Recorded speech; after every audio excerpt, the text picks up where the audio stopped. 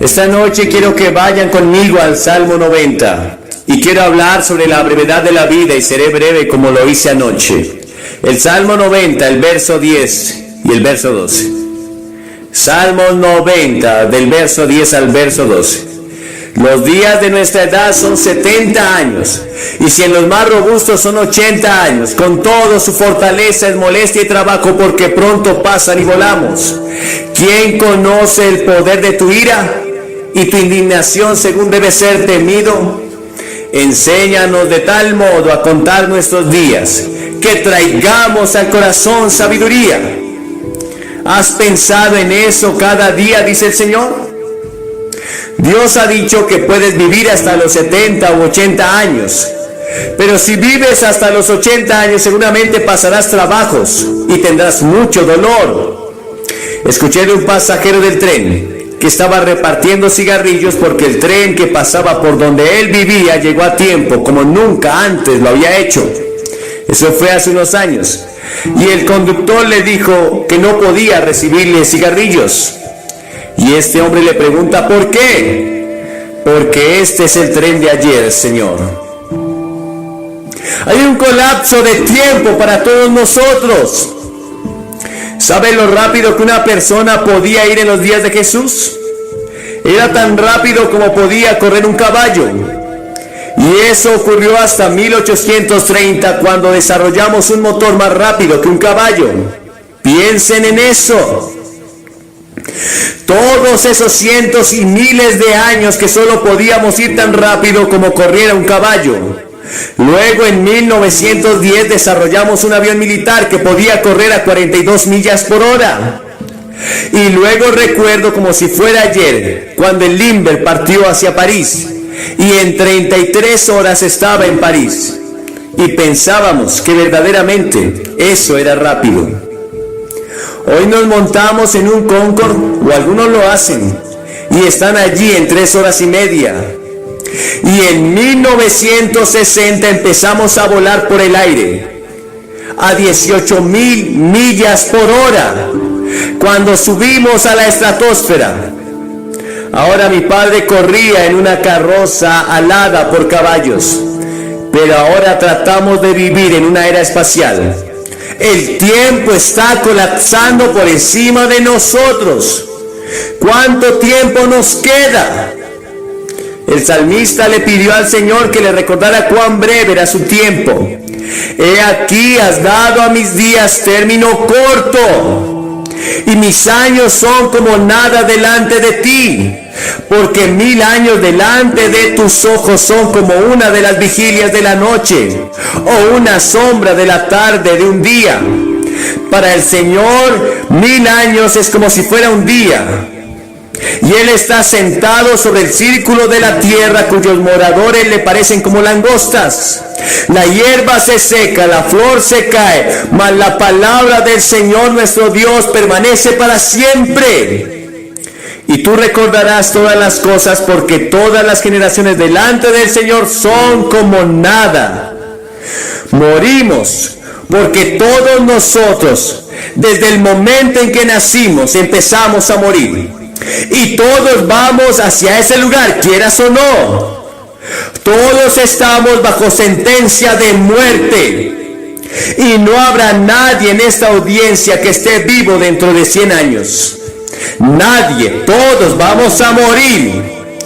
¿Y usted qué va a hacer con esos pocos años de vida que tiene? Cada ser humano tiene el mismo número de horas y minutos cada día. ¿Sabes cuántos minutos tienes al día? 1440. ¿Sabes cuántas horas tiene una semana? 168. Si usted vive hasta los 70 años, sus primeros 15 años son la niñez. Pasas 20 años en la cama, durmiendo. Tus últimos 5 años son limitaciones físicas. Eso quiere decir que el tiempo que realmente tienes son aproximadamente 30 años para vivir. Y parte de ese tiempo lo pasas comiendo, trabajando y calculando los impuestos. Y la Escritura hace esta pregunta: ¿cuál es tu vida? Es como vapor que aparece por un corto tiempo y luego se desvanece. Aún el más viejo no vivirá mucho. Nuestro tiempo es corto y ya está en las manos de Dios. Y vas a dejar este mundo, ya sea por un accidente, un cáncer, un ataque cardíaco, ya está dispuesto. Y la Escritura dice que está establecido para los hombres que mueran una sola vez y después de esto el juicio. Hebreos 9:27. Te vas a presentar un día ante el gran juicio de Dios para dar cuenta de todo lo que hiciste en esta vida y cómo viviste y lo que hiciste acerca de Jesucristo, porque Dios entregó la vida de su Hijo en la cruz para librarte de tus pecados, para salvarte. Porque ves, todos somos pecadores. Todos tenemos la misma enfermedad llamada pecado y no importa tu color de piel, Dios no hace distinción de razas.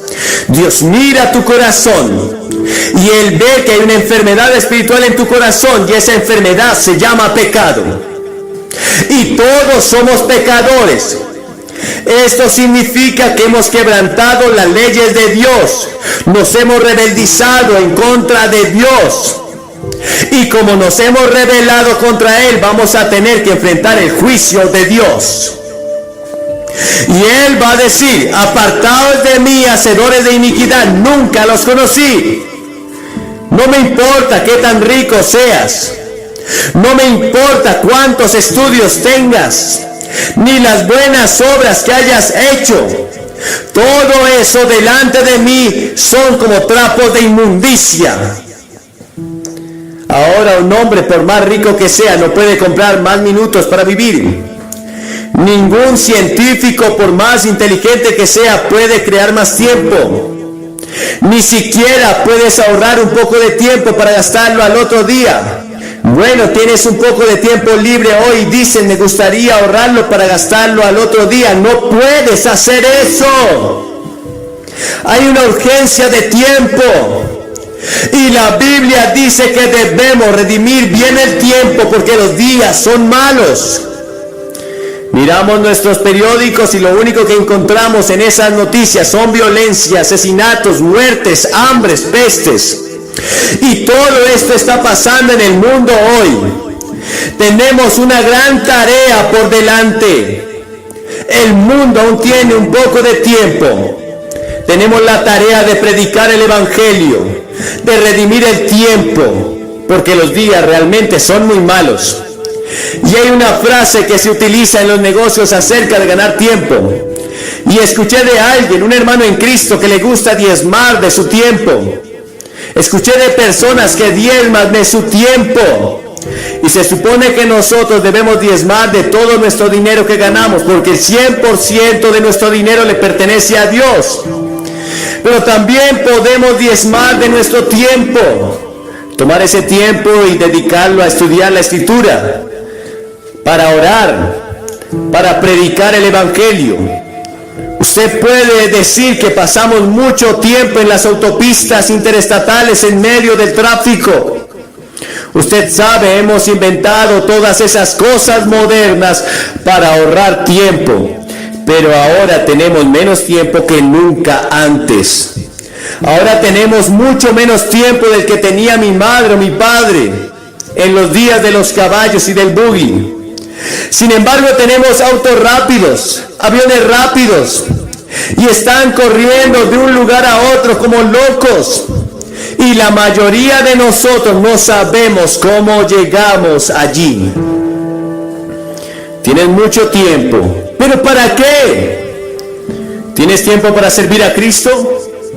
¿Tienes tiempo para hacer su voluntad? ¿Tienes tiempo para conocerlo? ¿Le has dicho como decía el salmista?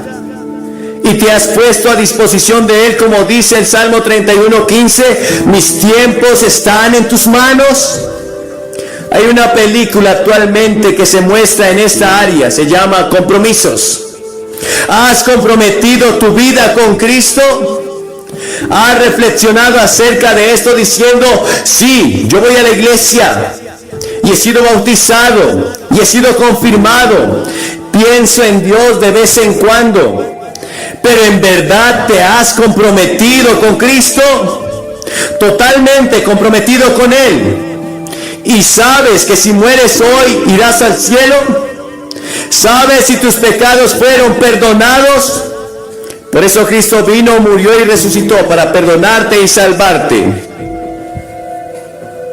Y luego está la tiranía del tiempo. Nos controla.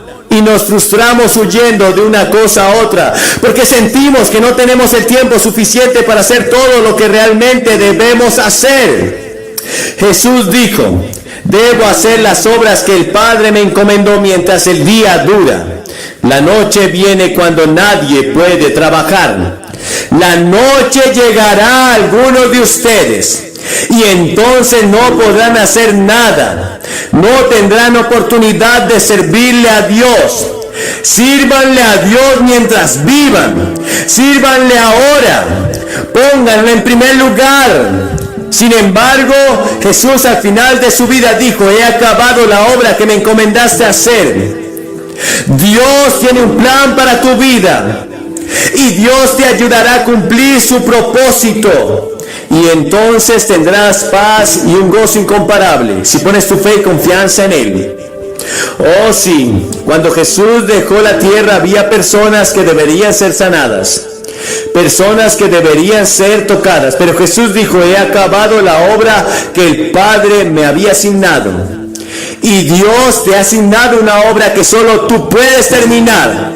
Y Dios te necesita en su reino. El tiempo puede ser nuestra herramienta, pero nosotros también podemos ser sus esclavos. Aún así, el tiempo es increíblemente justo y perdonador. No importa cuánto tiempo hayas perdido ayer, mañana tendrás otra oportunidad.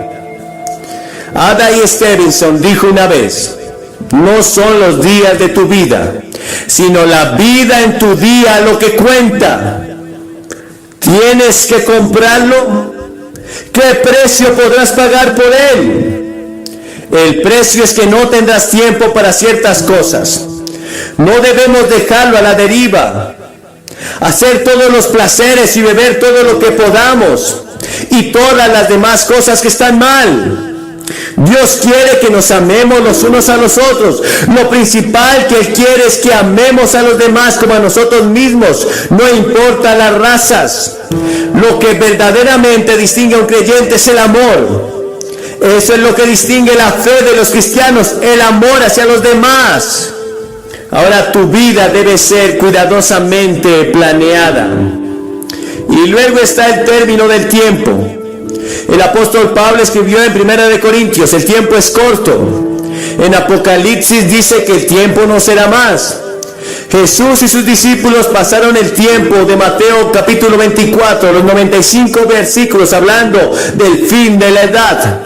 Y a medida que nos acercamos al fin de la edad, dice en Apocalipsis capítulo 12, que el diablo será suelto y actuará frenéticamente, porque sus días están contados. Sí, hay un diablo real, hay un Satanás real, hay demonios, y ellos van a luchar por tu alma esta noche. Porque Satanás no quiere dejarte y él luchará por mantenerte en su reino. Porque hay dos reinos, el reino del diablo y el reino de Dios. Y tú tienes el derecho a elegir y a decidir dónde quieres estar. Por supuesto, no sabemos el tiempo del regreso de nuestro Señor Jesucristo.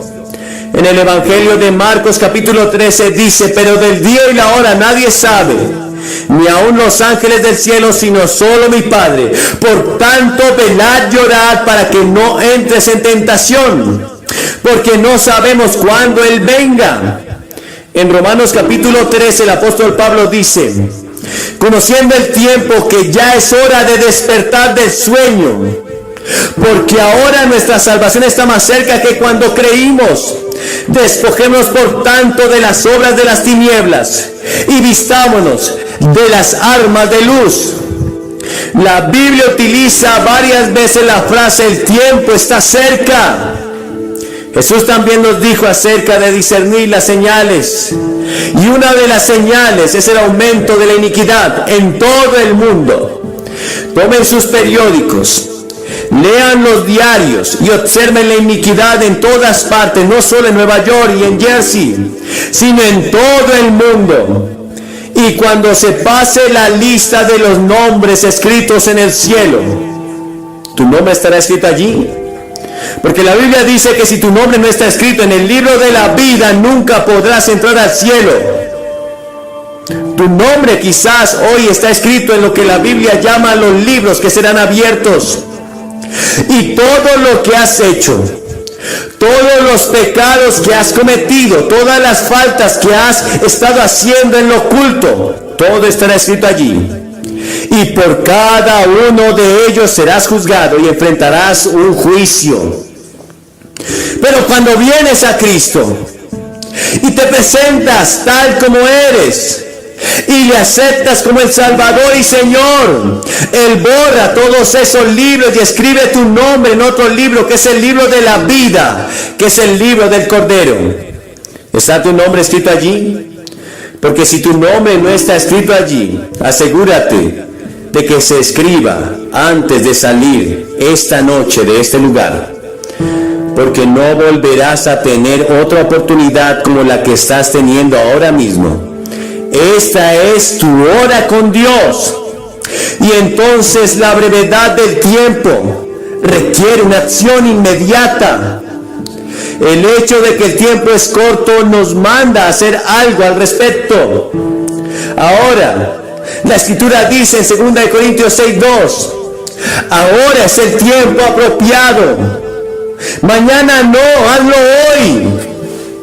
Las cosas que debes hacer, hazlas ya. El dinero que debes dar, dalo ya. Gente a la que debes testificar, testifica ya.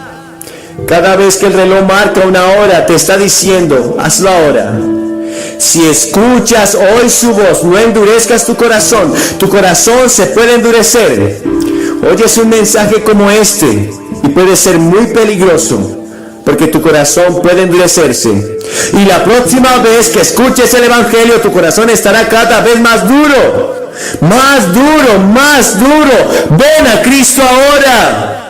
Si hay una pequeña duda, el tiempo es ahora.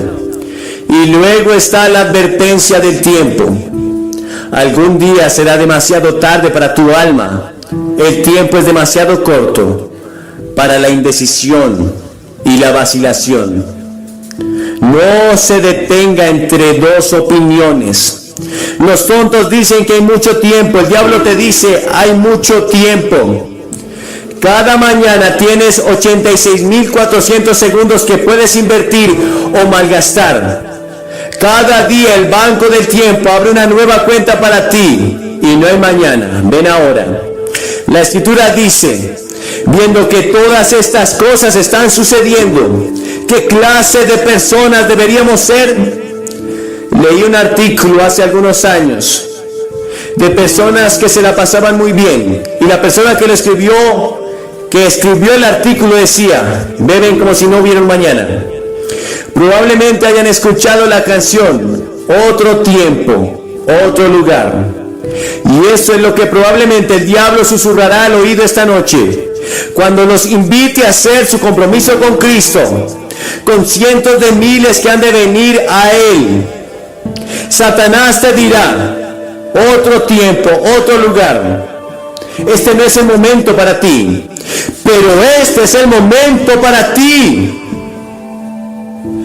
El que estés aquí indica que es el momento. Por alguna extraña providencia y coincidencia, Dios te ha traído aquí esta noche. Y antes de venir, usted quizás pensó que estaba bien con Dios, pero ahora no está seguro. Pero quieres asegurarte, quieres estar seguro. Sí, y el diablo siempre te dirá, hazlo, pero en otro tiempo, en otro lugar. Pero Dios dice, es aquí y ahora. En Lucas 19 Jesús nos habla llorando de Jerusalén. ¿Cuántas veces quise cubrirte como la gallina cubre a sus polluelos? Escuché un poema hace algún tiempo. Hay un tiempo, no sabemos cuándo. Hay un lugar, no sabemos dónde, que sella el destino del hombre o para la gloria o la desesperación. Alguien me escribió una carta esta semana diciendo: estimado señor Graham, en 1957 su cruzada llegó al Madison Square Garden en la ciudad de New York City. Tenía 6 años. Todavía puedo recordar el viaje en autobús, las gradas de madera dura, mis zapatos nuevos negros de charol. Todo lo recuerdo como si fuera ayer. Cuando hiciste el llamado para entregar nuestra vida a Cristo, yo estaba lista para levantarme e ir a la plataforma y entregar mi vida a Cristo. Pero lamentablemente en ese momento mi mamá me dijo: no, cállate, silencio. Nosotros no hacemos eso. Alguien podría verte. Y aquí estoy, 35 años después, y tengo el privilegio de ser cristiana y ser un consejero en el suelo. Y mi oración es que nadie se quede en su asiento, sino que se adelanten para recibir a Cristo mientras haya tiempo. Gracias por traer tu cruzada de nuevo a esta área. Mis recuerdos de ese tiempo, cuando yo tenía 6 años, están llenos de emoción. Estaré orando por ti esta semana. Dios te bendiga. Hay un hombre de esta área que Cliff Barros me contó por teléfono hoy, que su familia le había urgido para que se quedara aquí, pues él no era creyente. Y él se propuso a decirle a todo el mundo que no creía en Cristo. Pero él no se quedó aquí, no quería los reclamos de Cristo. Así que se fue a las Islas Bahamas. Y esta mañana murió de un ataque cardíaco. Él tomó su decisión. Ahora es tarde para tomar una nueva decisión. Su decisión fue tomada. Pero ¿cuál será tu decisión? ¿Será sí o no a las reclamaciones de Cristo? Cristo murió por ti en la cruz y resucitó. Y luego, ¿qué tienes que hacer para recibir a Cristo? Primero tienes que arrepentirte de tus pecados. Esto significa decirle a Cristo: Señor, reconozco que soy un pecador, me arrepiento de mis pecados y estoy dispuesto a cambiar mi forma de vivir. Quiero servirte, reconocerte y entregar mi vida a ti. Te necesito, Señor. Yo quiero hacer mi compromiso contigo. Y esta cruzada que ves, nunca más la volveremos a tener. Nunca más volveremos a estar en este auditorio. Y tú estás aquí esta noche y voy a pedirte que vengas ante esta plataforma. Y no importa que estés en los balcones, no importa que estés en el coro. Solo te tomará un minuto. Voy a hablar contigo. Te daré algo de literatura y luego podrás volver a tu casa. Ven, porque este es el tiempo aceptable para ti. Tus días se están acortando y quizás nunca más vuelvas a tener esta oportunidad. No desperdicies la oportunidad que Dios te está dando hoy. Debe ser públicamente, pues Cristo murió por ti públicamente, escupido, abofeteado, la chusma delirante, injuriándole. Públicamente lo hizo por ti. Y Él dice que si tú no te avergüenzas de Él, Él tampoco se avergonzará delante de su Padre de ti y de sus ángeles. Solo debes venir por fe, y fe significa compromiso, que estás dispuesto a rendirle tu vida a Cristo y apartarte de tu pecado y a confesarle públicamente. Ven ahora, este es tu tiempo.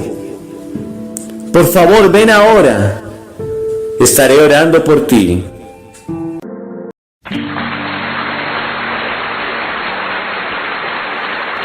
Y ahora, esta noche, quiero que vayan conmigo a Mateo 27 y el verso 22. El libro de Mateo, el capítulo 27 y el versículo 22. Y hay una pregunta allí. Pilato les dijo: ¿qué pues haré de Jesús, llamado el Cristo? Y toda la multitud respondió: crucifícale, crucifícale. En el vaivén de la vida me encuentro hoy ante ustedes con un mensaje que considero crucial para esta generación y las que seguirán.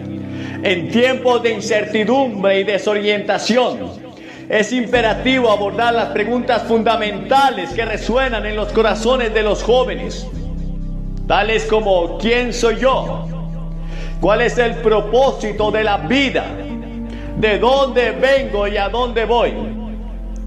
Y observo una crisis de identidad entre los estudiantes de hoy.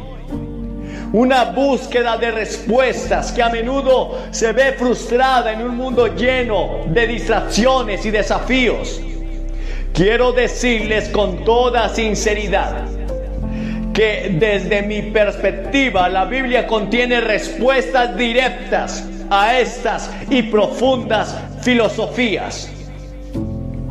En mi experiencia he llegado a comprender que todos hemos heredado una enfermedad mortal, una condición que trasciende las barreras del tiempo y la cultura: el pecado. No es mi intención condenar, sino señalar la realidad de nuestra necesidad de cura. Y ahí es donde entra en el juego Jesucristo. Cristo descendió a esta tierra y derramó su propia sangre para proporcionar la única cura posible, una cura total para esta enfermedad llamada pecado. Este acto redentor es el fundamento de mi mensaje, la esperanza que ofrezco a aquellos que buscan respuestas genuinas y duraderas. ¿Has observado que en la búsqueda del placer, algunos encuentran momentáneamente satisfacción en el pecado?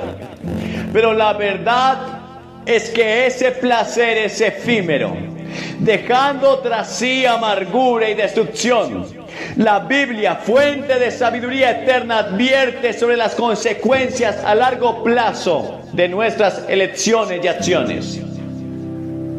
Pilato dijo: ¿qué voy a hacer de este hombre llamado Jesús? ¿Qué vas a hacer de ese hombre llamado el Cristo? ¿Qué has hecho con él? ¿Qué irás a hacer? Hoy más que nunca, los jóvenes enfrentan presiones abrumadoras y tentaciones omnipresentes. En este contexto, afirmo con toda convicción que la ayuda de Dios es esencial para resistir y superar estos desafíos. La fe en Cristo provee el poder necesario para decir no a las tentaciones que acechan en la sociedad contemporánea.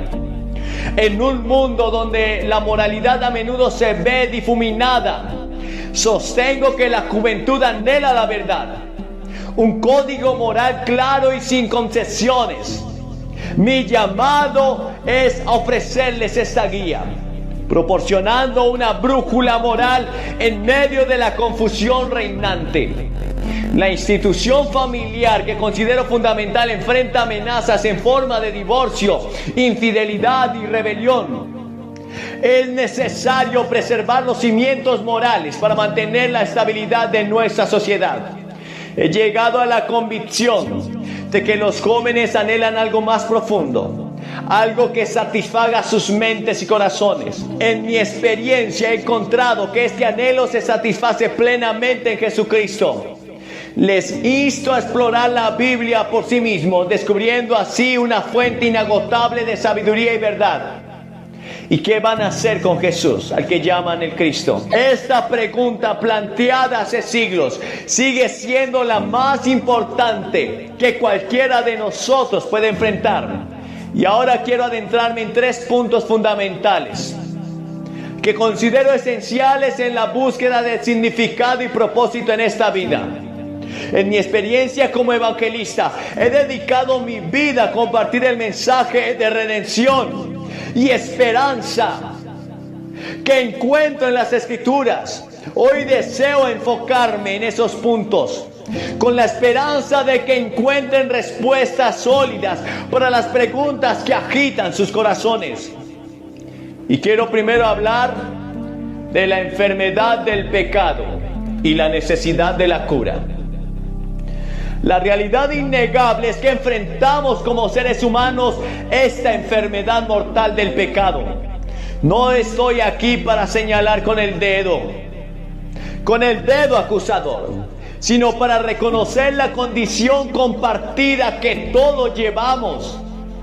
A lo largo de mi ministerio he visto los estragos del pecado en las vidas de las personas, manifestándose de diversas maneras, en acciones, pensamientos y relaciones rotas.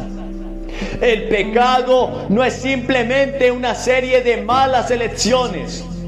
Es una enfermedad que se arraiga en el corazón de cada individuo, como bien señala la Biblia, por cuanto todos pecaron y están destituidos de la gloria de Dios. Romanos 3:23.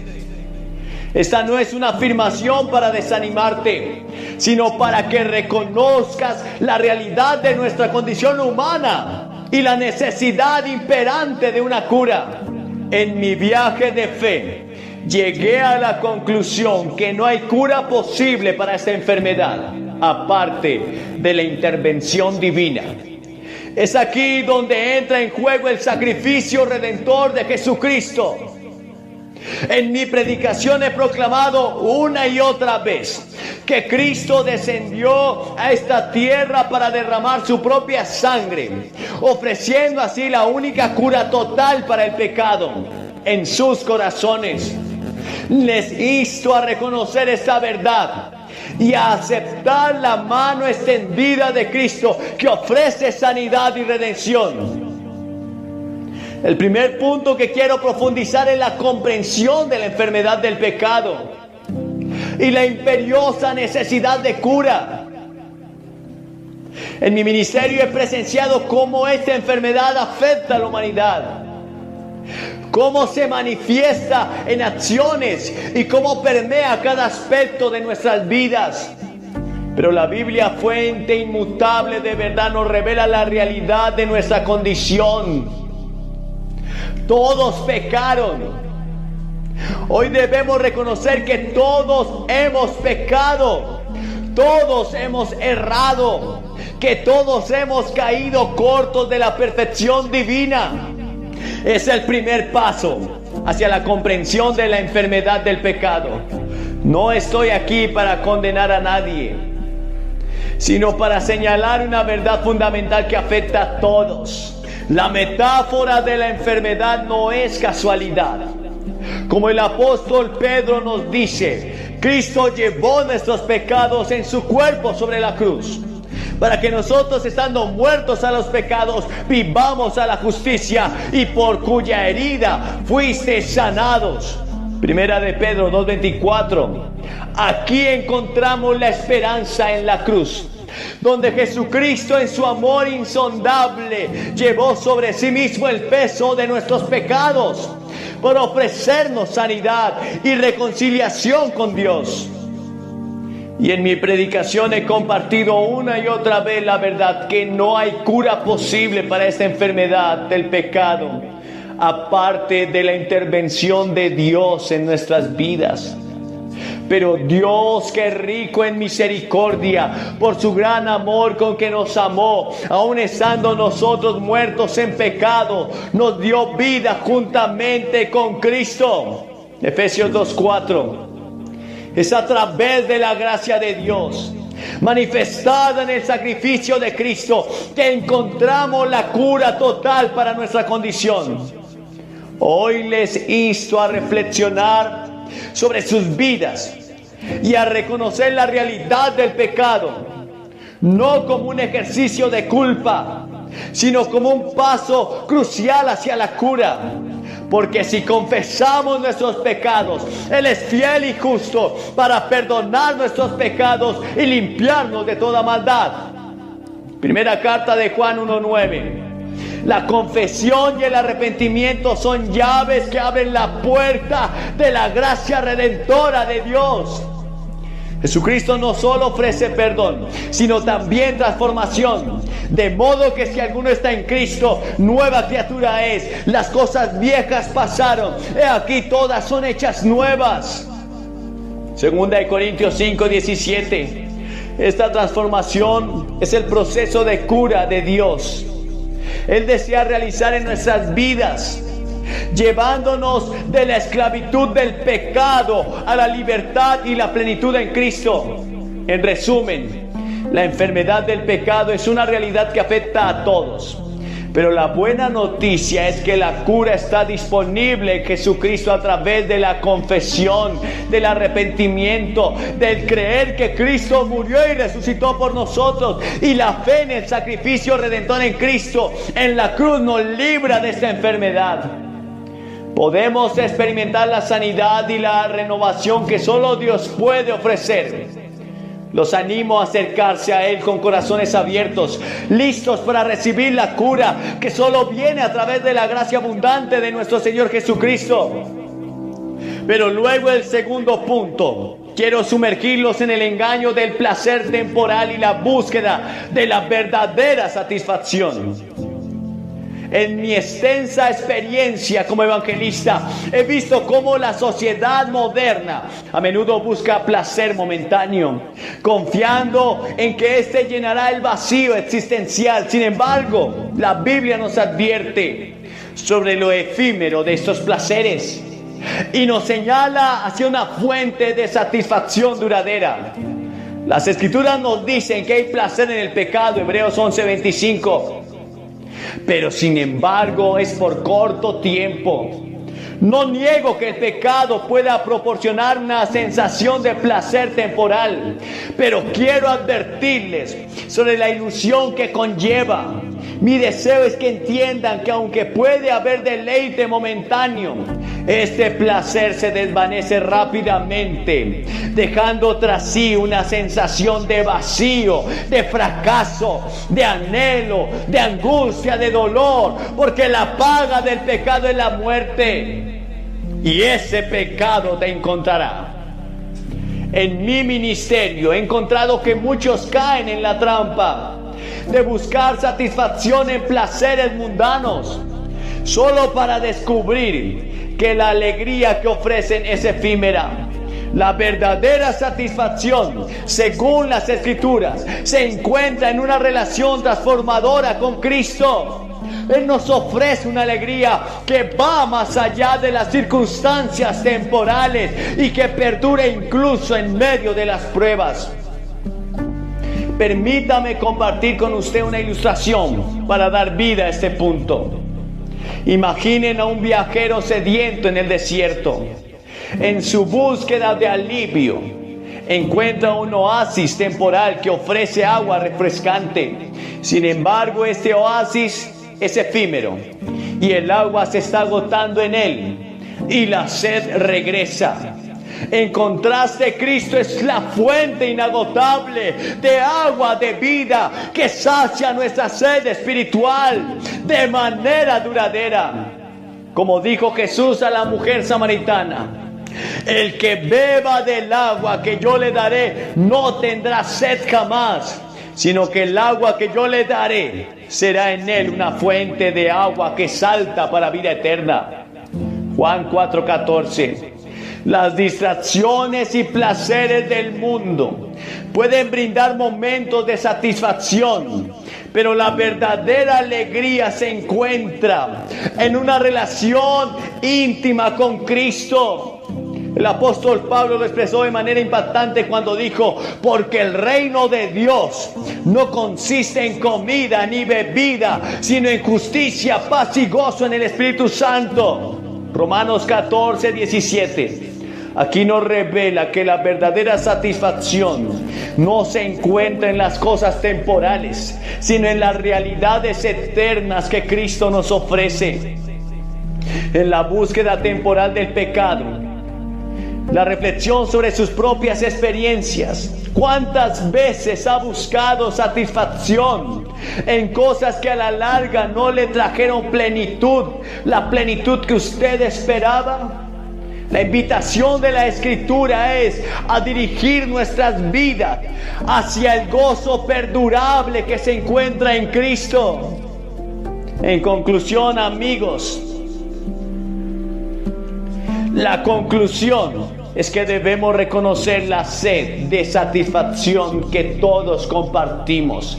Sin embargo, yo les insto a no dejarse engañar por el placer temporal, sino a buscar la verdadera alegría que solo se encuentra en una relación con Jesucristo. Que nuestras vidas reflejen la sabiduría de buscar la satisfacción duradera en lugar de caer en las trampas del placer momentáneo. Que el gozo perdurable de conocer a Cristo llene sus corazones y les guíe hacia una vida plena y significativa. Pero luego el tercer punto, deseo dirigirnos hacia la necesidad de orientación moral y espiritual en un mundo desorientado y decadente. En todos estos años he observado con pesar cómo la brújula moral de la sociedad ha perdido el norte, dejando a las generaciones jóvenes y aquellos que buscan un propósito en la vida en medio de la confusión y la falta de dirección. La Biblia nos advierte sobre los peligros de seguir un camino sin guía moral. Hay camino que al hombre le parece derecho, pero su fin es camino de muerte. En un mundo donde la moralidad a menudo se define de manera subjetiva, es esencial regresar a principios fundamentales y a una guía moral objetiva proporcionada por la palabra de Dios. El salmista nos ofrece una declaración profunda sobre la importancia de la guía divina en nuestras vidas. Lámpara es a mis pies tu palabra y lumbrera mi camino. Salmo 119, 105. La palabra de Dios no solo ilumina nuestro camino, sino que también nos proporciona el código moral sólido en un mundo donde la distinción entre lo correcto y lo incorrecto a menudo se desdibuja.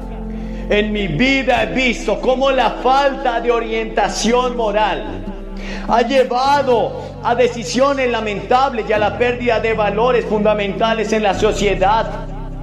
Y es en ese contexto que la fe en Cristo y la comprensión de la verdad bíblica se vuelven aún más cruciales. En Efesios 5, 15, 16, el apóstol Pablo nos insta a andar con cuidado, no como insensatos, sino como sabios, aprovechando bien el tiempo, porque los días son malos. Esta palabra resalta la necesidad de discernimiento y sabiduría en medio de un mundo moralmente complejo. Permítame compartir una ilustración tomada de la vida real del artista Amy Grant. Reconocida por su éxito en la música cristiana contemporánea, a lo largo de su carrera, Grant había enfrentado desafíos y decisiones cruciales en medio de la presión de la industria musical y la cultura cambiante. En cierto momento, cuando muchas voces la instaban a alejarse de su fe y adoptar una dirección más comercial, Grant tomó una decisión valiente, mantuvo su enfoque en la fe cristiana y continuó creando música que reflejara sus convicciones morales y espirituales. Esta decisión no fue sin críticas y desafíos, pero Grant eligió seguir la guía moral de su fe en lugar de ceder a las presiones del mundo. Su vida y carrera sirven como un testimonio de cómo seguir una brújula moral basada en principios bíblicos puede llevar a una vida de integridad y propósito duradero. En el contexto de la familia he presenciado con dolor los efectos del descuido de responsabilidades y la ruptura de los cimientos morales. La institución familiar, diseñada por Dios como un pilar de estabilidad, sufre cuando los principios morales se descuidan. El apóstol Pablo nos ofrece directrices claras sobre la conducta familiar en Efesios 6. Del verso 1 en adelante recordamos la importancia de la obediencia, el respeto y la instrucción basada en principios morales. Mi llamado a los jóvenes y a las familias es claro: regresen a la guía moral sólida que se encuentra en la palabra de Dios. En un mundo donde las opciones cambian y las normas morales se desdibujan, los principios eternos de la Escritura proporcionan un ancla firme. La fe en Cristo no solo nos salva, sino que también nos guía en el camino de la verdad y la rectitud. Mientras nos sumergimos en estas reflexiones sobre la enfermedad del pecado, el engaño del placer temporal y la necesidad de orientación moral, no puedo evitar recordar una pregunta que resuena a lo largo de la historia y que de alguna manera refleja en cada uno de nosotros nuestra necesidad. ¿Y qué voy a hacer con Jesús llamado el Cristo? ¿Y qué vas a hacer con Jesús llamado el Cristo? Pilato lo entregó. Pilato decidió no creer. La multitud dijo: crucifícale. Lo desecharon. Esta pregunta formulada por el gobernador romano hace más de 2000 años sigue siendo tan relevante hoy como lo fue entonces. Es una pregunta que cada persona debe enfrentar en algún momento de su vida, y especialmente crucial para los jóvenes que se encuentran en esta cruzada hoy. Pilato, al hacer esta pregunta, estaba buscando una respuesta de la multitud que se había reunido en Jerusalén. Pero la realidad es que esta pregunta trasciende en el tiempo y el espacio, llegando a cada uno de nosotros de manera personal. ¿Qué haremos con Jesús llamado el Cristo? La respuesta a esta pregunta determina nuestro destino eterno y da forma a nuestra existencia terrenal. He encontrado que muchos enfrentan esta pregunta con dudas, indecisiones o incluso con indiferencia. Sin embargo, les insto a considerar la gravedad de esta cuestión. Jesucristo no es simplemente una figura histórica. Él es el Salvador que ofrece la cura para la enfermedad del pecado, la satisfacción genuina en medio del placer temporal y la guía moral inefable en un mundo desorientado. Es esencial comprender que al abrazar a Jesús, no estamos simplemente adhiriéndonos a una religión o a una serie de reglas. Estamos abrazando la verdad encarnada, la esperanza viva, el amor redentor. En el pasaje bíblico de Juan 14:6, Jesús declara: yo soy el camino y la verdad y la vida, y nadie va al Padre sino por mí. Y aquí Jesús nos presenta como la única senda que nos lleva a Dios, la única verdad que nos libera y la fuente de vida que trasciende la existencia temporal es Él mismo. La pregunta de Pilato nos confronta con la realidad de que no podemos permanecer neutrales o indiferentes ante la figura de Jesucristo. Su impacto en la historia y en la vida de las personas es innegable. Jesús no nos permite mantener una posición neutral. Él exige una respuesta. Él exige una decisión personal. En este mundo lleno de opciones y dilemas, enfrentarse a la pregunta de Pilato se convierte en un acto crucial y auténtico. ¿Qué haremos con Jesús llamado el Cristo? Puedes ignorar la pregunta o posponer la respuesta, pero no elimina su importancia. Al contrario, postergar la decisión nos priva de la paz y la plenitud que solo se encuentra en la relación con Cristo. Mi anhelo es que los jóvenes y los ancianos y cada persona presente en este lugar enfrenten esta pregunta y reconozcan que Jesús no es simplemente una opción entre muchas, sino es la única salida verdadera en un mundo lleno de caos. Y Él ofrece la cura para la enfermedad del pecado que aqueja a la humanidad. Su gracia supera cualquier placer temporal que el mundo pueda ofrecer y proporciona una orientación moral y espiritual que trasciende la confusión de nuestro tiempo. Permítame compartir solo una experiencia más de la vida real para enfatizar este punto. Imaginen a una persona perdida en medio de un bosque oscuro y desconocido. Aunque el sendero está lleno de opciones, solo hay una senda que conduce a la salida. De manera similar, en este mundo de opciones y desafíos, solo Cristo es la senda que nos lleva a la verdadera libertad y plenitud. En última instancia, la decisión que tomemos con respecto a Jesús determinará nuestro destino eterno. La pregunta de Pilato, que resuena a través de las edades, nos insta a reflexionar sobre la relevancia personal de Cristo en nuestras vidas. ¿Lo aceptaremos como nuestro Salvador y Señor o lo regalaremos a un segundo plano como hizo Pilato? Los insto a no posponer esta decisión crucial. Jesús no solo es la respuesta a la pregunta de Pilato, sino que es la respuesta a las profundas inquietudes de nuestros corazones.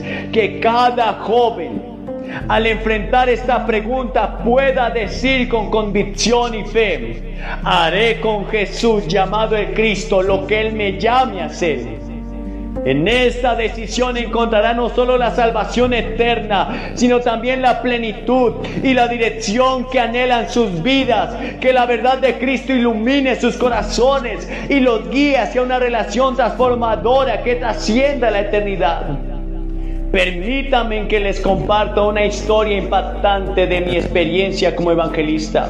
Una historia que destaca la importancia de la decisión que cada uno de nosotros enfrenta al respecto con Jesucristo. En cierta ocasión, sentí fuerte en mi corazón la convicción de que el Espíritu Santo de Dios me estaba guiando a predicar el mensaje de salvación a alguien que muchos consideraban inalcanzable. Esta persona era Marilyn Monroe, una figura icónica del mundo del entretenimiento. La fama y el glamour la envolvían, pero en medio de todo esto había un vacío que ninguna cantidad de éxito podía llenar. Decidí acercarme a Marilyn con el amor de Cristo, llevando el mensaje de esperanza y de redención que tanto necesitaba. Sin embargo, su respuesta fue contundente. Me miró fijamente y me dijo: yo no necesito a su Jesús. Aunque sus palabras fueron un rechazo claro en ese momento, no podía dejar de sentir compasión por alguien atrapado en las trampas de la fama y la soledad. Lo que sucedió a continuación es un recordatorio impactante de la fragilidad de la vida y la urgencia de tomar decisiones eternas. Apenas una semana después de nuestro encuentro, Marilyn Monroe fue hallada muerta. Las circunstancias de su fallecimiento han sido objeto de especulación y misterio, pero lo que queda claro es que ella enfrentó un destino irreversible. Ahora quiero dirigirme a cada uno de ustedes con esta historia. No sabemos dónde se encuentra ahora Marilyn Monroe. ¿Qué ocurrió después de ese momento crucial en su vida? Pero lo que sí sabemos es que hoy, en este momento, ustedes tienen la oportunidad de elegir. Así como Marilyn Monroe tuvo que enfrentar la decisión de recibir o rechazar a Jesucristo, ustedes también enfrentan esa elección. La realidad es que cada uno de nosotros está en un viaje y al final del camino nos encontraremos con la verdad eterna. ¿A quién elegiremos seguir? ¿En quién pondremos nuestra esperanza y confianza para la eternidad? No estoy aquí para forzar una decisión, pero les insto con urgencia a este llamado. Jesucristo ofrece perdón, redención y vida eterna a aquellos que lo reciben. La historia de Marilyn nos recuerda la fragilidad de la vida, la realidad que ninguno de nosotros sabe cuánto tiempo tenemos en este mundo. Hoy, en este instante, tiene la oportunidad de elegir a Jesucristo como Salvador y Señor. No importa cuál haya sido su pasado, cuáles sean las circunstancias que enfrente actualmente, la puerta de gracia está abierta para ustedes. La pregunta que enfrentamos no es solo sobre este breve periodo terrenal, sino sobre la eternidad que sigue. ¿Qué harán con Jesús llamado el Cristo? La elección es suya. El mensaje de Cristo es uno de amor incondicional, redención y un futuro lleno de esperanza. En este momento los invito a abrir sus corazones. Si sienten el llamado del Espíritu Santo, si reconocen la necesidad de un Salvador, no dejen pasar esta oportunidad. La vida es efímera y frágil. Hoy pueden elegir el camino de la vida eterna. Pueden recibir el regalo de la salvación que Cristo te ofrece. No permita que el mañana sea incierto. Sin la certeza de la esperanza que se encuentra en Cristo, acepte este regalo de amor y perdón y gracia hoy mismo. Les voy a pedir que se levanten de su silla. Y al venir solo tienes que hacer 3 cosas. Primero tienes que arrepentirte. Y arrepentimiento significa cambiar de dirección. Significa que estás dispuesto a abandonar el pecado. Y aceptas que te has equivocado y que eres un pecador. Que te has encargado de tu vida, pero quizás ha sido un fracaso. En segundo lugar, tienes que poner toda tu fe en Cristo. Puede que seas miembro del coro de la iglesia, incluso un clérigo. Pero si no tienes la seguridad de que Cristo haya nacido en tu corazón, ven ahora mismo. En todas nuestras reuniones siempre pasan ministros que llevan años predicando, pero que no sentían que eran salvados. Pones tu fe en Cristo, tu confianza, toda tu fe solamente en el Salvador y en su sacrificio por ti en la cruz. Y en tercer lugar, debes confesarlo públicamente. Debes pararte ante esta plataforma. Si dejas a Dios fuera, si actúas como si pudieras resolver tus problemas y arreglar tu vida sin la ayuda de Dios, Dios te dice: te voy a derribar. Y luego él era un hombre muy despreocupado. Era un vividor. Le gustaba lo fácil y el placer. Y la Biblia dice: ¡ay de los reposados! En este país reposamos en comparación al resto del mundo. Y Belsasar había ganado algunas victorias militares. Y su padre, quien era un gran general, estaba en las fronteras llevándolos de victoria en victoria. Él decidió que quería celebrar y decidió dar un gran festín. Y sería el festín más grande que Babilonia hubiera visto. Babilonia con todo su glamour. Babilonia con toda su riqueza.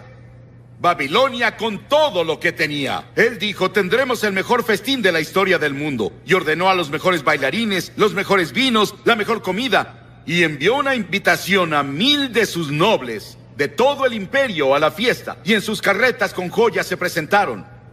Y esa noche, mientras celebraban, bailaban y bebían en los jardines colgantes que Nabucodonosor había construido para su esposa Median, una de las 7 maravillas del mundo, Belsasar se intoxicó. Ahí estaba, rey de un imperio, dando un banquete, el centro de toda la atención, bailando toda la noche. Pero la Biblia dice: no se engañen, Dios no es burlado, pues todo lo que el hombre siembre, eso segará. Belsasar, cuidado, el juicio ya viene. Llegaste muy lejos. Hay un punto donde la paciencia de Dios se agota. Hay una línea entre las naciones y entre los individuos y las familias y las comunidades. Job dijo: los que harán iniquidad y siembran injuria, esos ciegan. Sigue arando iniquidad, sigue sembrando injuria. Un día lo cosecharás. Oseas dijo: porque sembraron viento y torbellinos segarán. Jeremías dijo: sembraron trigo y segaron espinos. Y en medio de ese banquete, Belsasar danzó con una hermosa chica sensual. Y de pronto, todo se quedó en silencio. Podrías escuchar la caída de un alfiler. Su cara se puso blanca. La Biblia dice que comenzó a temblar, porque sobre la pared, una mano sin brazo comenzó a escribir. Y todos se sentaron ahí temblando, preguntándose qué era, qué cosa extraña era. Y Belsasar intentó leerlo.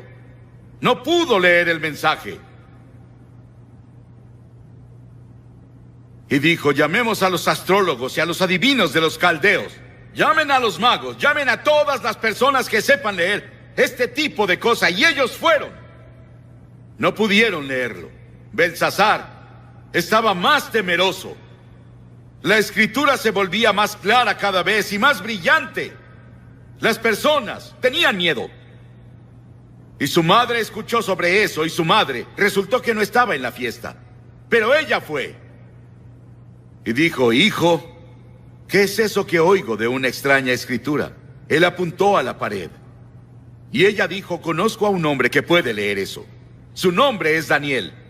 Él es un gran profeta. Ayudó a tu abuelo a interpretar sueños. Él fue primer ministro de tu abuelo. Ha vivido en un retiro a medias. Tal vez no lo conoces.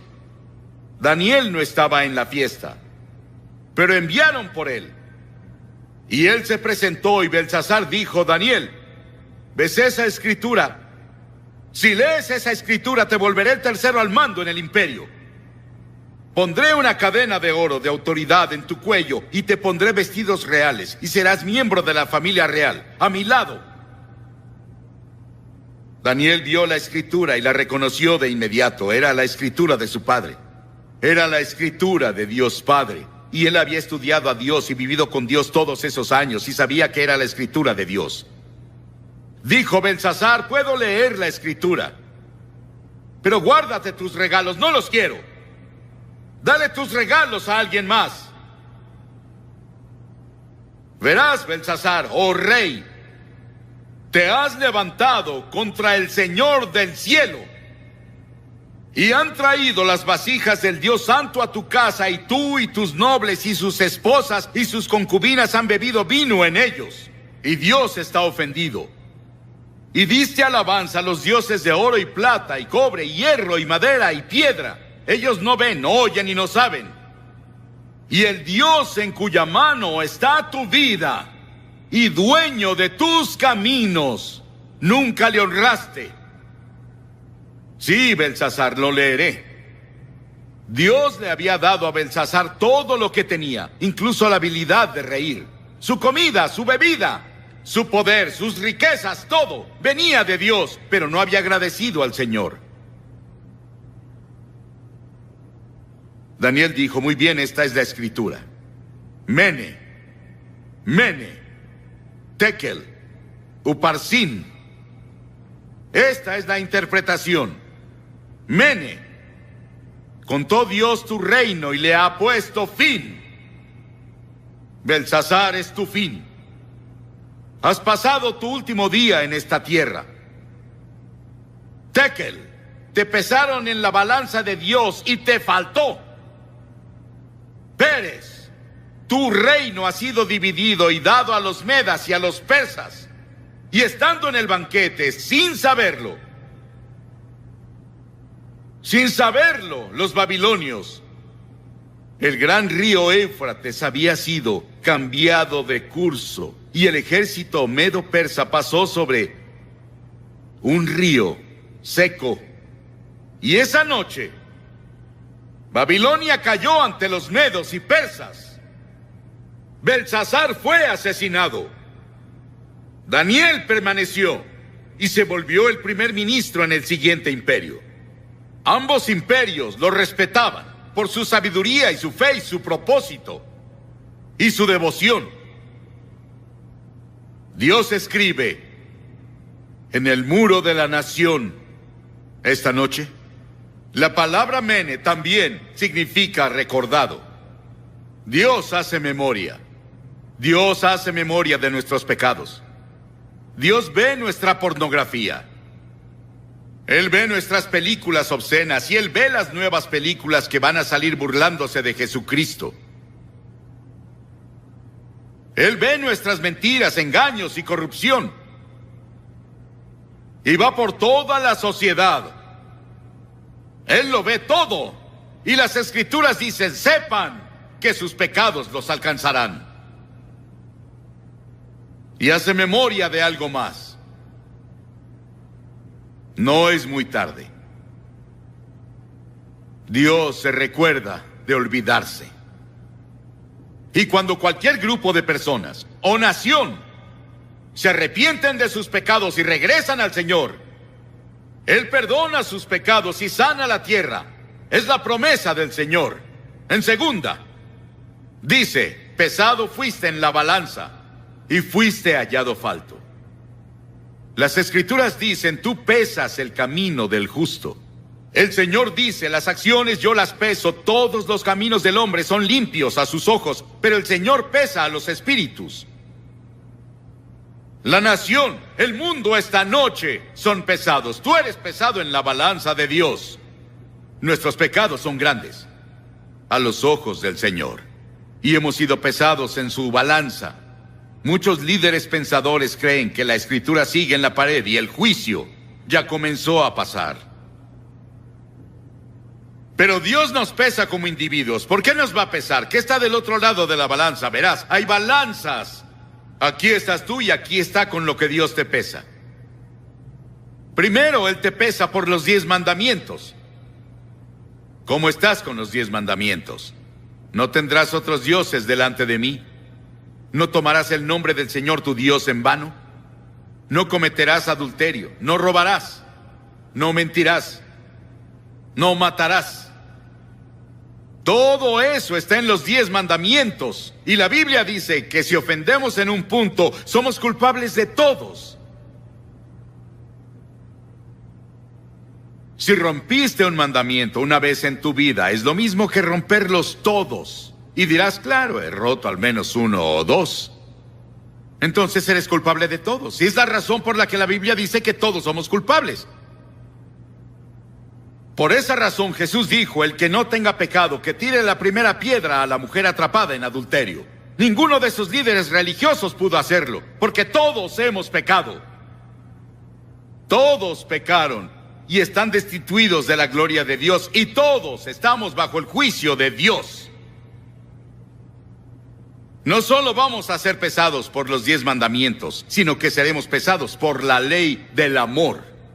Mateo 22, Jesús dijo, amarás al Señor tu Dios con todo tu corazón y con toda tu alma y con toda tu mente. Este es el primero y grande mandamiento, y el segundo es semejante. Amarás a tu prójimo como a ti mismo. De estos 2 mandamientos, dijo Jesús, depende toda la ley y todos los profetas. Todo se resume en amor.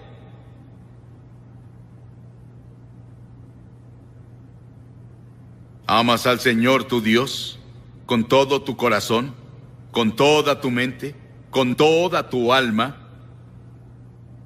Y amas a tu prójimo.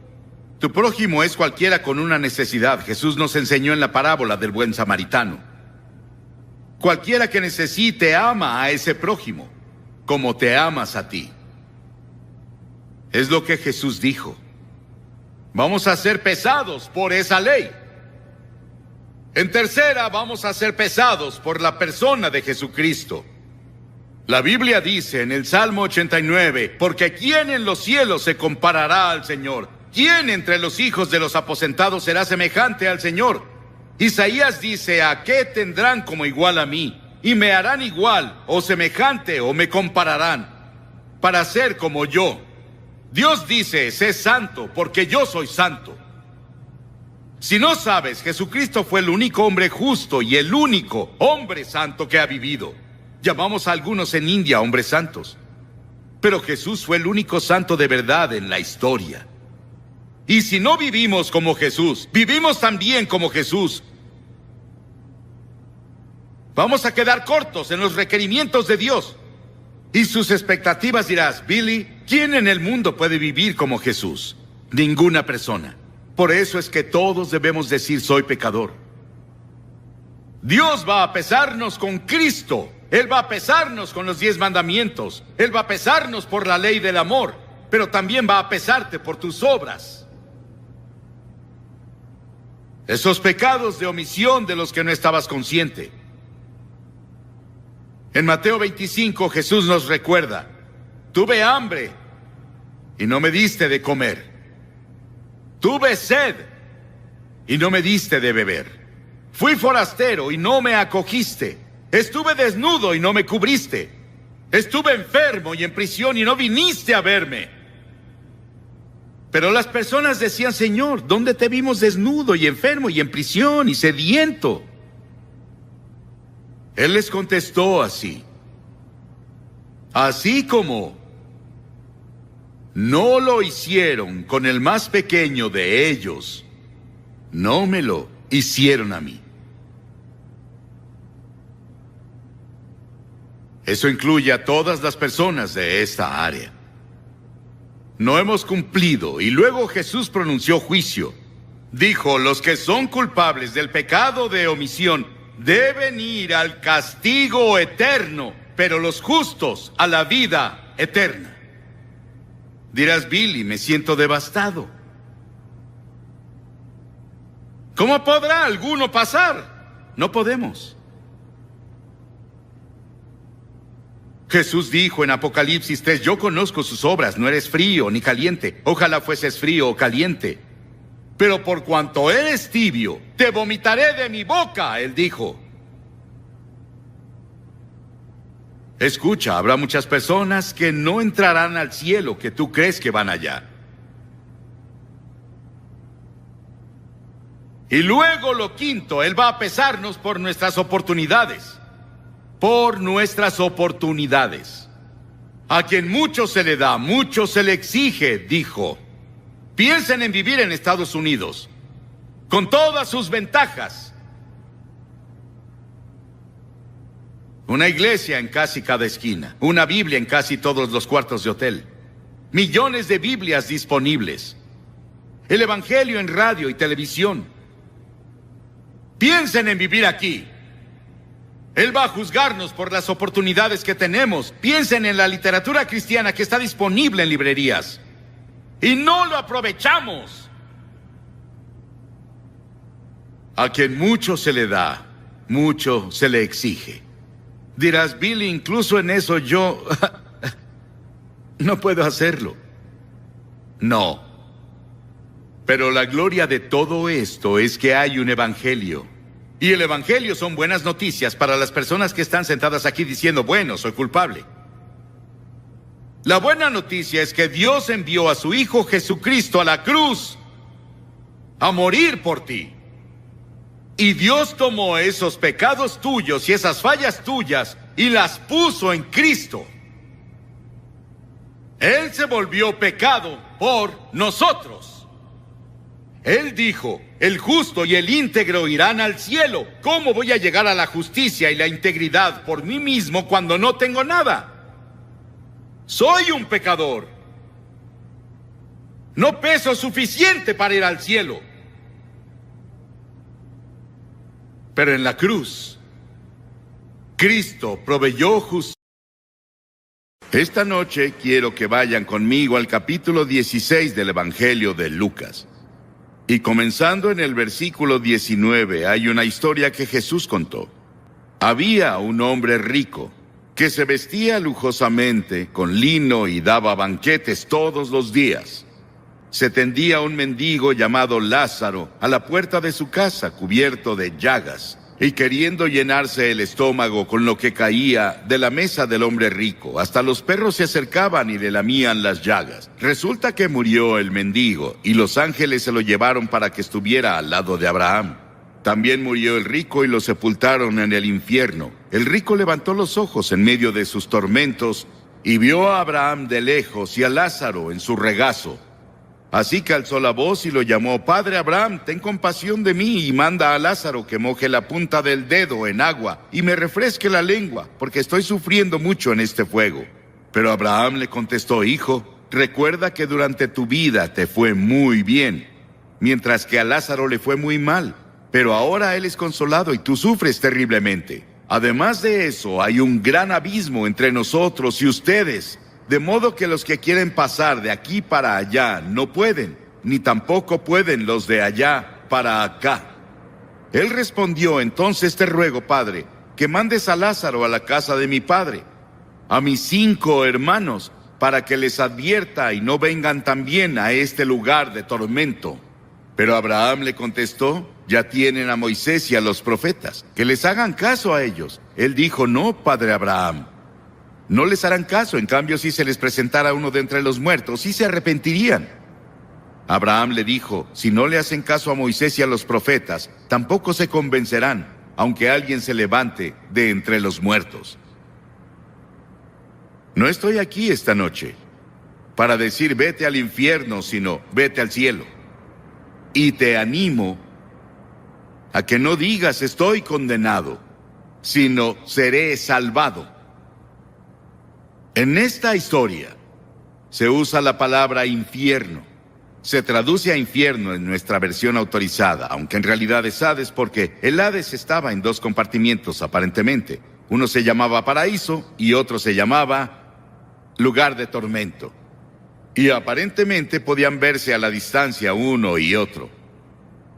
Y la palabra infierno ahora se usa constantemente en una grosería. La escuchas en la televisión, la ves en las películas, la ves en los escritos de las personas y la escuchas en el trabajo y la escuchas en la escuela. La revista United States Catholic Magazine en mayo de este año 1983 encuestó a estadounidenses y obtuvo que el 86% dicen que creen en la existencia del infierno. ¿Imaginan eso? 86% de los estadounidenses creen en el infierno. Nunca puedes entender el infierno hasta que primero entiendes el gran amor, misericordia y gracia de Dios. Y nunca debe ser predicado por ningún predicador sin lágrimas. He escuchado predicadores predicar sobre el infierno como si se alegraran del infierno y de que las personas vayan ahí. Pero yo no. No me gusta predicar sobre eso. Solo lo hago porque me mandan las escrituras que predique la palabra. Y es respaldado por el amor, la misericordia y la gracia de Dios que yo debo predicar. Verán, el infierno no fue hecho para el hombre. El infierno fue creado para el diablo y sus ángeles. Pero algunos se han tomado la libertad y la imaginación de distorsionar la idea de un juicio futuro. Hace que las personas digan que Dios no es un Dios de amor. Y ellos distorsionaron el concepto bíblico del amor de Dios. Una señora dijo hace tiempo: odio pensar en el infierno. Yo también. Y también odio el pecado que los envía ahí. Odio la guerra. Odio el hecho de que las personas mueran de hambre en el mundo, pero la guerra es una realidad en el Líbano y en lugares así. Y la hambruna es una realidad en nuestro mundo, por desgracia. Que yo lo odie no cambia los hechos. Y odiar, morir, no cambia el hecho de que voy a morir. Y Pablo le escribió a Timoteo diciendo: predica la palabra. Y si voy a ser fiel a mi llamado como ministro del Evangelio de Jesucristo, debo incluir en esa palabra lo que nuestro Señor Jesucristo enseñó en el tema del infierno.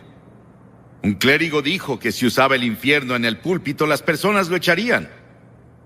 Bueno, sé que en Carolina del Sur llegué a un pueblo hace unos años en los que tenían 13 o 14, no, 16. Señales de reducir la velocidad y parar, porque muchas personas se habían matado en esa intersección. ¿Eso aplica para el estado de Carolina del Sur, poner señales para advertirles a las personas? ¿Es correcto que yo les advierta esta noche lo que Jesús enseñó y lo que la Biblia enseña de principio a fin? ¿Está mal que un hombre sacuda una linterna para detener a las personas en un cruce de vía? ¿Está mal ondear una bandera para advertir que viene un juicio? Recuerdo que hace años estábamos en Mississippi y había una carretera estrecha y venía uno de esos terribles tornados. Y un puente fue arrastrado en el torrente de agua. Y un hombre salió esa noche cuando vio lo que pasó e intentó advertir a los autos con su pañuelo mojado y una linterna. Y ninguno de ellos paraba y 5 de ellos cayeron y los ocupantes de los autos murieron. Jesús curó a una persona mentalmente enferma. Una vez, el Gadareno, y un hombre poseído por demonios, y las personas le pidieron a Jesús que los dejara en paz. Y Él respondió su oración. Él los dejó solos. No tienes que escuchar este sermón esta noche. Puedes decir, no quiero escuchar esto. Déjame en paz. Y Jesús podría responder tu oración y dejarte en paz. Y si te dejas solo, el Espíritu de Dios, nunca podrás encontrar perdón de pecados y nunca entrarás al paraíso. Las personas no quieren ser advertidas sobre el juicio y el infierno. Y dirás que no es asunto mío. Bueno, imagina que eres alguien ahogándose y yo tengo el bote del Evangelio y no dejaré que te ahogues, si puedo ayudarte. Eres un hombre hambriento y yo tengo el pan de la vida, no voy a dejarte sin pan. Eres un hombre envenenado, lleno del veneno del pecado, y yo tengo el antídoto del Evangelio de Cristo y no te dejaré morir, no te dejaré solo. Estás en la oscuridad y perdido, yo tengo la luz del Evangelio y no te dejaré solo. Estás en atadura y yo hablaré la verdad que te traerá libertad. Estás enfermo y yo hablaré de verdad que te traerá salud. Estás en el camino amplio que lleva a la destrucción y yo hablaré la verdad que te transferirá al camino estrecho que lleva a la vida eterna. Estás en una tormenta en el mar y te hablaré la verdad que te llevará al puerto de la seguridad. Y algunas personas dicen que en realidad no estamos perdidos. El diablo le dijo eso a Eva en el jardín del Edén. Cuando Dios dijo que morirás, morirás si comes el fruto del árbol prohibido. El diablo llegó a susurrar en su oído en la serpiente y dijo, de seguro no morirás. A eso se le llama universalismo. En otras palabras, todos son salvados. Solo no lo saben. Algunas personas lo dicen y tenemos una forma sutil de universalismo que se está filtrando a todo grupo evangélico de hoy, de que de seguro no moriremos, que no existe eso del infierno. Pero creo que existe, de acuerdo con las enseñanzas de las Escrituras. Creo que es intuitivo. El hombre en todo el mundo cree que un día tendrá que dar cuentas y va a tener que sufrir de cierta forma por la vida desobediente que vivió aquí. Y luego Jesús constantemente lo enseñó. Nadie en las Escrituras habló más sobre el infierno que Jesús. Él dijo, y cualquiera que lo maldiga quedará expuesto al infierno del fuego. Lo dijo en el capítulo 13 de Mateo. El Hijo del Hombre enviará a sus ángeles y arrancarán de su reino a todos los que pecan y hacen iniquidad, y los arrojarán al horno encendido, donde habrá llanto y rechinar de dientes. Mateo 25:41 dice, luego dirá a los que estén a su izquierda, apártense de mí, malditos, al fuego eterno preparado para el diablo y sus ángeles. Si tu mano te hace pecar, córtatela. Más te vale entrar manco en la vida eterna que con tus dos manos ser arrojado al infierno. Dijo que es mejor vivir la vida con un ojo, una mano, una pierna, que ir al infierno con todo. La Biblia enseña que hay al menos 3 tipos de infierno. Primero, está el infierno en el corazón. Miles de personas aquí tienen un infierno en su corazón. Y ahí es en donde comienza. La mayoría en el mundo asume que la naturaleza humana es buena, pero la Biblia nos enseña que básicamente es mala. Por naturaleza somos egoístas, pecaminosos, obstinados y perdidos. En pecado me concibió mi madre, dijo David. Todos somos pecadores y nacemos en el pecado y luego cuando llegamos a la edad de la responsabilidad, tal vez los 7, 8, 9 o 10 años, elegimos pecar. Luego nos volvemos pecadores por práctica. Y practicamos el pecado incluso si tenemos computadoras. Usamos las computadoras hoy para hacer fraudes y todo tipo de cosas. Y luego todas las cosas que están ahí, vemos plantas de marihuana en los bosques y donde las personas las plantan. Todo lo que ves y cualquier comité de investigación que nombres encontrará serpientes, porque la naturaleza humana es maligna.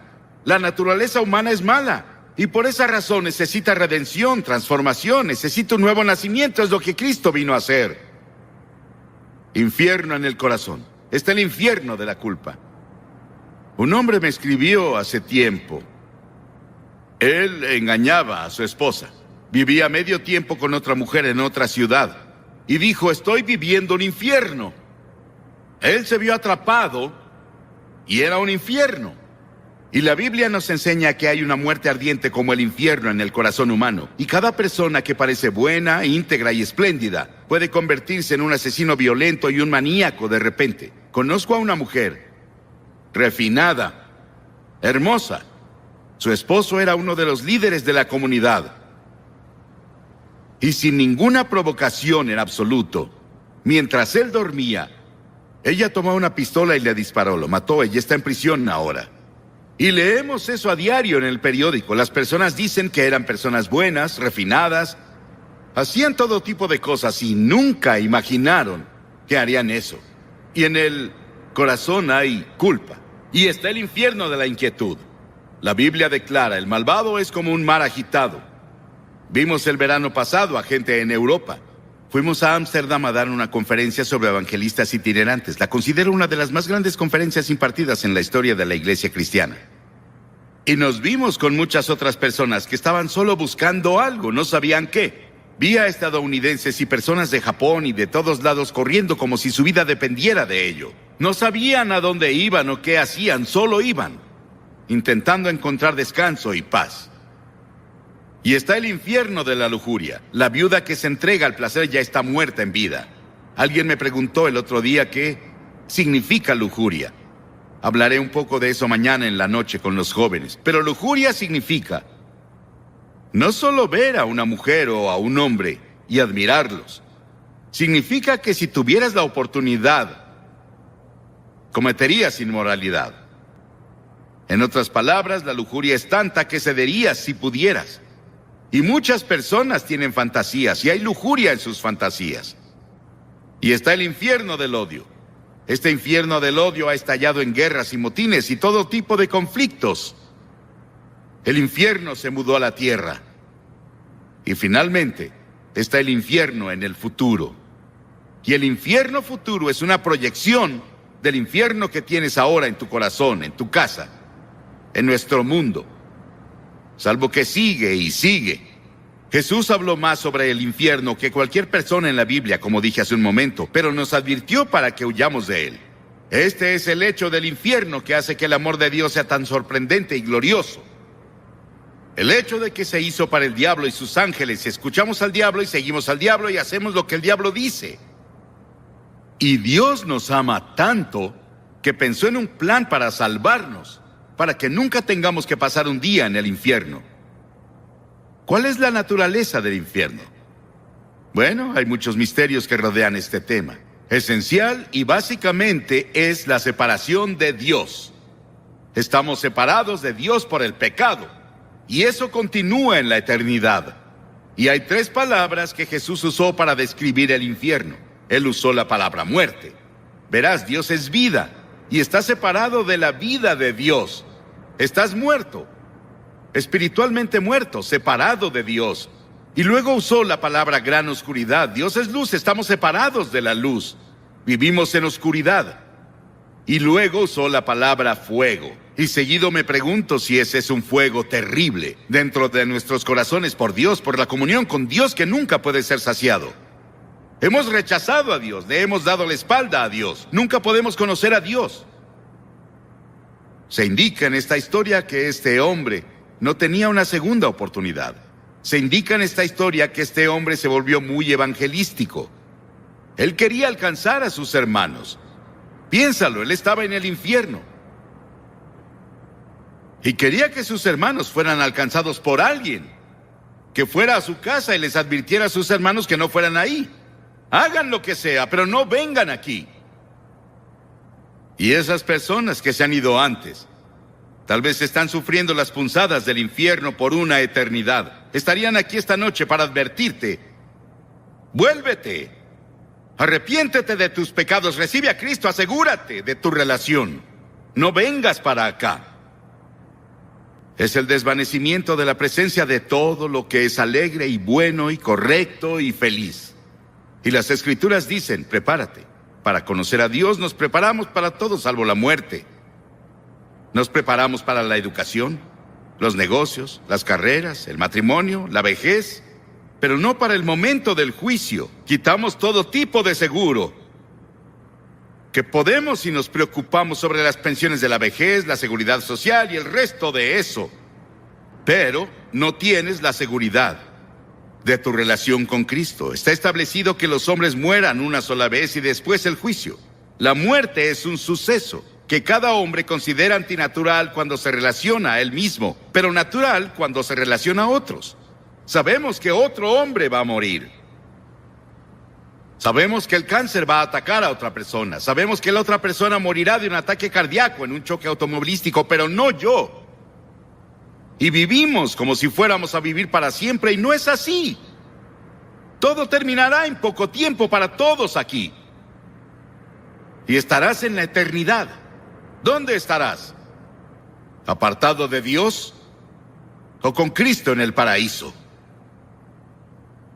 El hombre en la cruz que estaba muriendo con Jesús era un pecador terrible. Merecía ser crucificado. Merecía la pena según la ley. Y dijo que lo merecía. Y se volvió a Jesús y dijo: Señor, recuérdame cuando vengas en tu reino. Es todo lo que dijo. Recuérdame. Él no tuvo tiempo de ser bautizado. No tuvo tiempo de unirse a una iglesia. No tuvo tiempo de hacer nada salvo creer. Y Jesús dijo: hoy estarás conmigo en el paraíso. Piénsalo. La primera persona que Jesús se llevó al paraíso con él era un ladrón, un asesino, un hombre que merecía el infierno. Pero en la cruz, Cristo estaba muriendo por personas como él. Y Cristo moría por personas como tú. Y las personas más difíciles de alcanzar no son como él. Ellos saben que son pecadores, saben que necesitan a Dios. Son personas como nosotros aquí, bien vestidos, vamos a la iglesia, tenemos un poco de religión, pero no es lo primero en nuestras vidas, no es lo principal en nuestras vidas. Y tenemos suficiente religión para evitar que tengamos una buena dosis de salvación de Cristo. Has sido vacunado y sientes que no tienes una necesidad espiritual. ¿Qué hay de las personas que dicen que están felices y tienen buen ingreso, buen trabajo, una buena familia y todo? No necesito a Dios. No necesito a Cristo. ¿Para qué lo necesito? Vas a necesitarlo, hermano y hermana. Vas a necesitarlo mucho por mucho tiempo. Es mejor que vengas ahora mientras tienes oportunidad. La Biblia dice que ahora es la hora aceptable. Ahora es el día de la salvación. Ven mientras puedas. No puedes venir a Cristo cada vez que quieras. Solo puedes venir cuando el Espíritu Santo te ha convencido y te trae, y donde la palabra de Dios ha sido proclamada. ¿Has venido a Cristo? Como dije al principio, no me gusta hablar de ese tema, pero es parte de la Biblia. Y es una parte importante de las enseñanzas de Jesucristo. Y no estoy diciendo estas cosas de mí, solo estoy pasándote las enseñanzas de Cristo. Lo que Jesús enseñó. Y lo hago con un corazón roto. Desearía que no existiera el infierno, pero existe. Desearía que no existiera el pecado, pero existe. Desearía que no hubiera homicidios ni guerras, pero los hay. Y hay un infierno, pero gracias a Dios hay un cielo, hay un paraíso, y ahí es donde Jesús está. Y quiero decirte esta noche que sé que yo iré ahí. En el momento que leas en el periódico que Billy Graham murió, sabrás que está más vivo de lo que jamás estuvo. Y estoy en el paraíso. Y ya quiero estar ahí. Y miles de ustedes aquí esta noche pueden decir lo mismo, pero otros miles no. No pueden decirlo con seguridad, no están seguros. ¿No les gustaría estar seguros cuando se vayan de aquí que van camino al cielo? ¿Van camino al paraíso con Cristo? Pueden estar seguros. La Biblia dice: les escribo estas cosas a ustedes que creen en el nombre del Hijo de Dios para que sepan que tienen vida eterna. Pablo dijo: y estoy seguro de que tiene poder para guardar lo que le he confiado hasta aquel día. Yo sé. Tú puedes saber. Dirás: Billy, ¿qué tengo que hacer? Muy bien, debes hacer 3 cosas. Primero, debes arrepentirte de tus pecados. Arrepentirse significa cambiar tu mente, cambiar tu forma de vivir. Dejar que Cristo venga y te ayude a cambiar. Él te ayudará a hacer el cambio. No puedes cambiar solo. Eres muy débil. Pero si dices: Señor, estoy dispuesto, yo te ayudaré. Y la segunda cosa es por fe recibir a Cristo, que murió por ti y resucitó de nuevo. Por fe. No puedes entender todo. Pero ve por fe y confía y pon tu confianza total en Él y solo en Él. Y luego, en tercera, obedécelo y síguelo y sírvelo. Y trabaja para Él. Y haz todas las buenas obras que te sea posible hacer por Él. En su nombre, ayudando a tu prójimo, amando a tu prójimo. De este modo todos sabrán que son mis discípulos y se aman los unos a los otros. Hoy quiero que vayas conmigo al capítulo 11 del Evangelio de Lucas. El capítulo 11 del Evangelio de Lucas y el verso 29. Espero que tengan sus Biblias. ¿Cuántos tienen sus Biblias hoy? Levanten las miles de Biblias. Ahora vamos a ir al Evangelio de Lucas, el capítulo 11 y el verso 29. Y cuando se juntó el pueblo comenzó a decir: esta es una generación mala.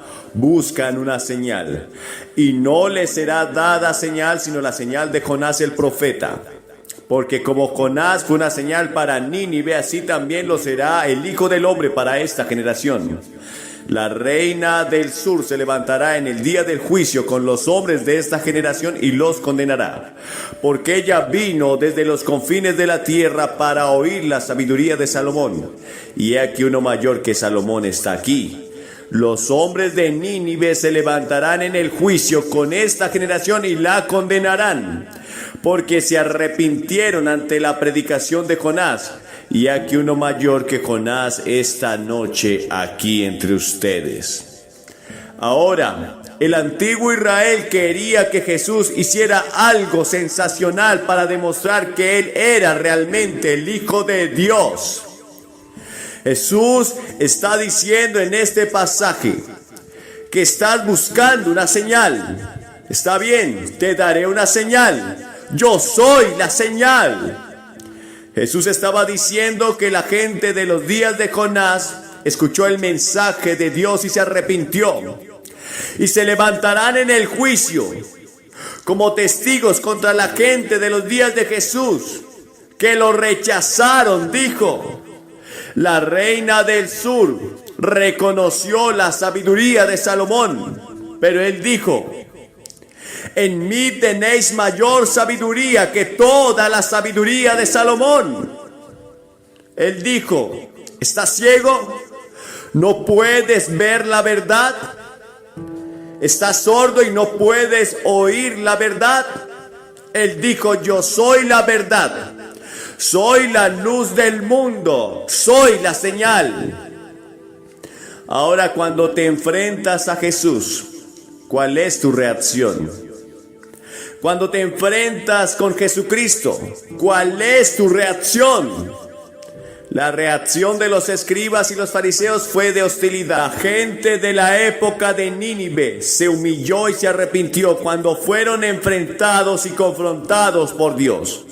Y la pregunta que todos nos hacemos hoy es esta pregunta: ¿qué piensas de Cristo? Actualmente hay una ópera de rock llamada Jesucristo Superestrella en todo el país. Miles de jóvenes la han visto. No pueden escapar de Cristo. Ahora mismo hay una obra de Broadway titulada Gospel, una versión musical del Evangelio de Mateo. Hay una nueva película llamada Brother John, en la que Sidney Poitier interpreta a Jesucristo en la forma de un hombre negro de Alabama. La portada de la revista Life hace unas semanas decía Jesucristo Superestrella. Y esta ópera de rock de Inglaterra plantea a los jóvenes una pregunta: ¿quién es Jesucristo? Una sonda electrónica de 87 minutos de duración sobre la vida de Jesús. ¿Quién es Jesús? Y la ópera concluye con la voz de Judas que regresa de entre los muertos y aún le pregunta: ¿quién es Jesús? No me malinterpretes, dice Judas en la ópera, solo quiero saber. Luego sigue el inquietante coro: Jesucristo Superestrella. ¿Crees que eres lo que dices que eres? Jesucristo. ¿Crees que eres lo que dicen que eres? Bueno, Sabemos algunas cosas sobre él. Sabemos que era un hombre. Jesús era completamente humano. Él era representante del hombre. Porque la Biblia dice que fue identificado, fue contado con los transgresores. Sabemos que tenía hambre. Sabemos que tuvo sed. Sabemos que se cansó. Sabemos que tuvo las alegrías de la amistad. Sabemos que lloró ante la tumba de un ser querido. Sabemos que tenía todas las características de un hombre. Y sin embargo, es muy interesante que la Biblia dice que nunca cometió pecado. De hecho, se paró frente a la gente de su generación y dijo: nunca he cometido un pecado. Él dijo: ¿alguno de ustedes, mis vecinos, me ha visto alguna vez cometer un pecado? Y no pudieron decir nada. ¿No sería algo extraordinario que llegue un hombre de 33 años y diga: ¿quién de vosotros me ha visto alguna vez cometer pecado? Bueno, te digo algo. Si yo dijera eso, todo mi equipo saltaría y diría: tengo mi esposa esta noche aquí. Todos nosotros somos pecadores. Pero Jesús fue tentado en todo según nuestra semejanza. Él pasó por todas las tentaciones por las que tú has pasado. No hay prueba o tentación que Jesús no haya pasado antes que ustedes. Y así Él las resistió y las venció a todas. Todas. Él era un hombre igual que tú. Pero Él era más que eso. Afirmó ser el único, unigénito y encarnado Hijo de Dios. De hecho, afirmó la preexistencia. Las Escrituras dicen: en el principio existía el Verbo, y el Verbo estaba con Dios. Antes de que comenzara el tiempo, Él existía. Él dijo: antes que Abraham existiera, yo existo. Estoy en existencia eterna. No es de extrañar que se enojaran. No es de extrañar que le arrojaran piedras. No es de extrañar que intentaran matarlo. Y no es de extrañar que finalmente lo crucificaran. Y se puso de pie y dijo: yo soy Dios. ¿Fue Él? ¿Era Él quien decía ser el Hijo del Dios viviente? Un día preguntó a sus discípulos: ¿quién dicen los hombres que soy yo? Y Pedro respondió y dijo: bueno, algunos de ellos dicen que eres Juan el Bautista, que regresaste de entre los muertos. Otros dicen que eres Jeremías o Elías. Él dijo: realmente no estoy interesado en lo que dice la gente. Estoy interesado en lo que tú dices, Pedro. ¿Qué dices? Pedro dijo: tú eres el Cristo, el Hijo del Dios viviente. Y Jesús dijo: Pedro, lo has hecho bien, has pasado tu examen. Pero Pedro, esos no son tus pensamientos. Esos pensamientos vienen de Dios. Te ha sido revelado por Dios. Jesucristo afirmó ser el Hijo del Dios vivo. ¿Y sabes que su encarnación o en su nacimiento, eso no fue su nacimiento? ¿O ese no fue el principio? ¿Ese no fue el origen de Jesús? Ese fue el comienzo de su encarnación. Porque Él siempre ha existido. Desde los siglos de los siglos, Él es Dios, dice la Biblia. Y el Verbo se hizo carne y habitó entre nosotros. En otras palabras, el Logos, la palabra de Dios, el Dios eterno, se hizo carne en la persona de Jesucristo y vivió como un hombre entre nosotros. Eso es lo que enseña la Biblia. Y cuando vienes a Jesucristo, tienes que aceptar eso. No era un revolucionario más. No era un hippie más. No era simplemente otro gran hombre. Él era Dios encarnado. Oh, la ética que enseñó. Nunca un hombre habló como ese hombre. Cuando te golpean en un lado, dice, pon la otra mejilla. Nunca dijo qué hacer después de eso, pero simplemente dijo que debemos perdonar 70 veces 7. Cuéntalo. ¿Qué tal las pequeñas irritaciones de tu esposa o de tu marido? 70 veces 7 perdonas. Mi esposa dijo una vez que el secreto de un matrimonio feliz son 2 buenos perdonadores. Y eso es lo que es. 2 buenos perdonadores. Personas que pueden perdonarse unos a otros. Jesús enseñó que debemos perdonar. Enseñó una revolución en la forma en que debemos vivir. Nos enseñó que Jesús no juzga solo nuestras acciones externas, sino también los pensamientos e intenciones internas. Él dijo, Moisés dijo en los 10 mandamientos, no cometerás adulterio. Pero yo te digo que si miras a una mujer para codiciarla, ya lo has cometido. Él dijo, Moisés dijo que no matarás, pero yo te digo que si tienes odio en tu corazón contra tu hermano, sin causa ya eres culpable de asesinato. Elevó la ética del hombre al plano más alto y exigió que viviéramos ese tipo de vida.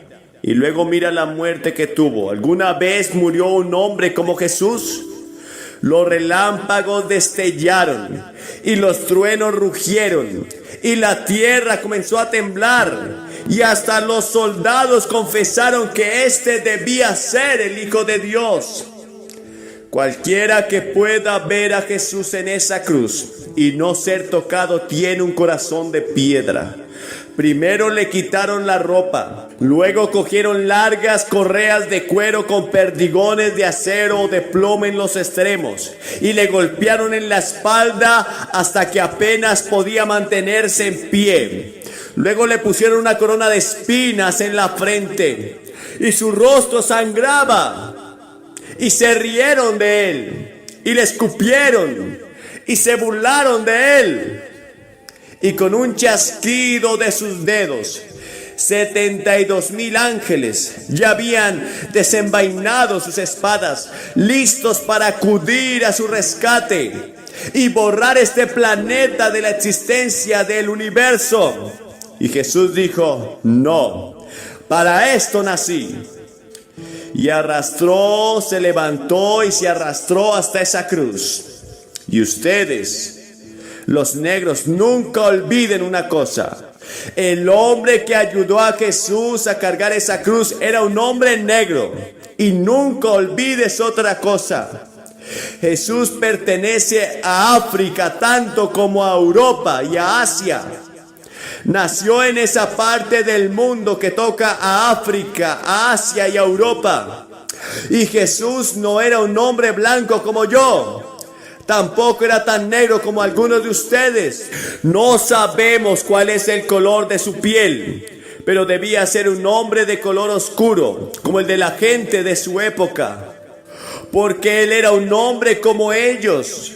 Nunca digas que es la religión de un hombre blanco o una religión de un hombre negro.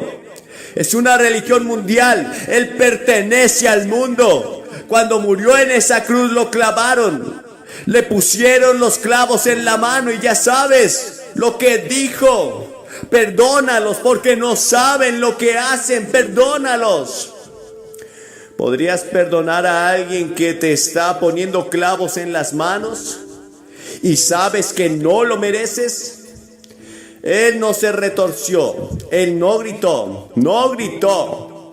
Él simplemente lo tomó y dijo, Señor, perdónalos. No saben lo que hacen. Así enfrentó la violencia de su época. Y luego en la cruz dijo, Dios mío, ¿por qué me has desamparado? Y luego bajó la cabeza y dijo, se acabó.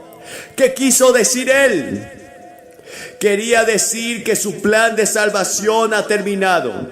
Dios ahora puede perdonarte todos tus pecados, porque Jesús había terminado el plan de Dios para tu salvación. Porque ven, Dios conoce a cada uno de ustedes por su nombre.